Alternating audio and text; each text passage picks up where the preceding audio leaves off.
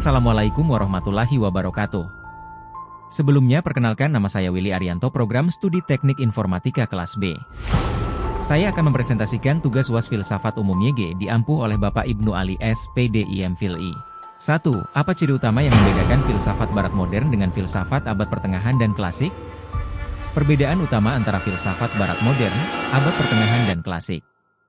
Filsafat barat modern. 1. Fokus individu dan hak-haknya. 2. Metode ilmiah. 3. Rasionalisme dan skeptisisme. Filsafat abad pertengahan. 1. Fokus teologi dan agama. 2. Autoritas dan tradisi. 3. Skolastisisme. Filsafat klasik. 1. Fokus kebijaksanaan dan keadilan. 2. Rasionalisme dan logika. 3. Pengaruh Yunani, Socrates, Plato, Aristoteles. 2. Filsafat barat modern diawali dari munculnya pemikiran René Descartes yang mengadakan kritik terhadap metafisika. Mengapa? Filsafat barat modern dimulai dari René Descartes karena alasan utama. 1. Kritik terhadap metafisika tradisional. 2. Mengutamakan rasio dalam mencari kebenaran. 3. Mengembangkan metode skeptisisme. Icogito, ergo sum, saya ragu, maka saya berpikir, maka saya ada.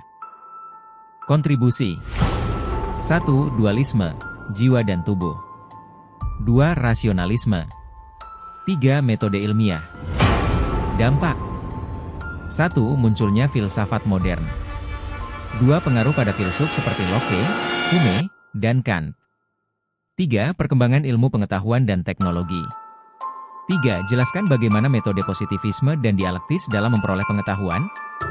Berikut perbedaan metode positivisme dan dialektis. Metode positivisme. 1. Mengandalkan data empiris. 2. Objektivitas dan ketepatan. 3. Eksperimen dan observasi. 4. Fokus pada fakta. Metode dialektis. 1. Analisis konsep dan ide. 2. Dialogis dan debat. 3. Mencari kontradiksi. 4. Fokus pada pemahaman mendalam. Perbedaan utama. 1. Positivisme, objektivitas, data empiris. 2. Dialektis, subjektivitas, analisis konsep. Dalam rangka mengukur suatu kebenaran dikenal 3 teori, yaitu korespondensi, koherensi, dan pragmatisme. Jelaskan apa yang dimaksud. Berikut penjelasannya. Teori kebenaran. 1. Korespondensi, kebenaran sesuai kenyataan, fakta. Contoh, hari ini hujan benar jika memang hujan. 2. Koherensi, kebenaran konsisten dengan prinsip-prinsip yang ada. Contoh, teori Einstein konsisten dengan fisika. 3. Pragmatisme, kebenaran efektif dan berguna dalam praktik. Contoh, pengobatan penyakit berhasil. Tokoh. 1. Korespondensi. 2. Koherensi, Immanuel Kant. 3. Pragmatisme, William James. 5. Jelaskan bagaimana penjelasan realisme dan idealisme dalam menjawab hakikat pengetahuan. Berikut penjelasan singkat. Realisme.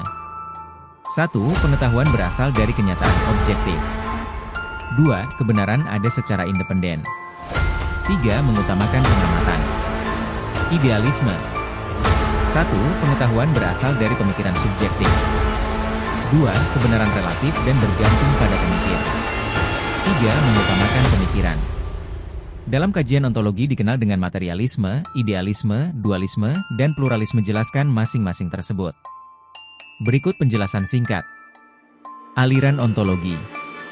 1. Materialisme, hanya ada satu realitas yaitu materi, fisik, contoh Marxisme. 2. Idealisme, hanya ada satu realitas yaitu pikiran atau jiwa, non-fiksi, contoh Plato. 3. Dualisme, ada dua realitas yaitu materi fisik dan pikiran non-fiksi, contoh Descartes. 4. Pluralisme, ada banyak realitas baik materi maupun non-materi yang saling berinteraksi, contoh filsafat Hindu. Jelaskan argumen materialisme dan idealisme dalam menjelaskan realitas yang sejati. Berikut argumen singkat. Materialisme. 1. Realitas sejati adalah materi, fisik. 2. Semua yang ada dapat dijelaskan secara ilmiah. 3. Pikiran dan jiwa merupakan hasil proses otak. 4. Contoh, Marxisme, atomisme. Idealisme. 1. Realitas sejati adalah pikiran atau jiwa non-fiksi. 2. Materi hanya ilusi atau konstruksi pemikiran. 3. Pikiran dan jiwa sebagai dasar realitas. 4. Contoh, Plato Kant. Perbedaan utama. Materialisme fokus pada hal yang dapat diukur dan diamati, sedangkan idealisme fokus pada hal yang tidak dapat diukur dan bersifat spiritual. Jelaskan alasan empirisme menyatakan bahwa sumber pengetahuan yang bisa dipercaya adalah indera, bukan akal, dan bagaimana kedudukan akal menurut empirisme. Berikut penjelasan singkat. Alasan empirisme. 1. Pengalaman langsung melalui indera lebih cepat dipercaya. 2. Pengetahuan berasal dari pengamatan dan pengalaman.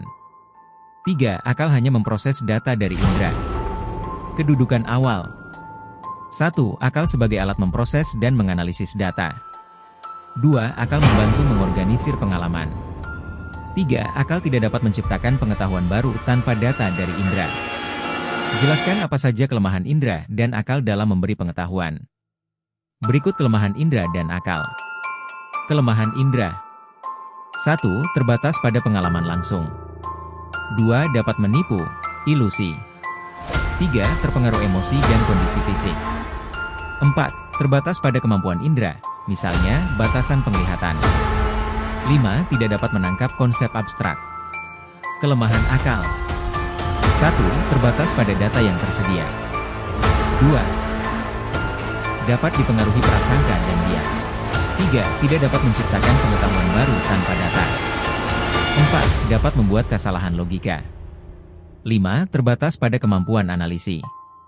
Keterbatasan bersama. 1. Tidak dapat menjangkau realitas absolut. 2. Terbatas pada kemampuan manusia. 3. Dapat dipengaruhi faktor subjektif. Jelaskan apa yang dimaksud dengan nilai subjektif dan nilai objektif.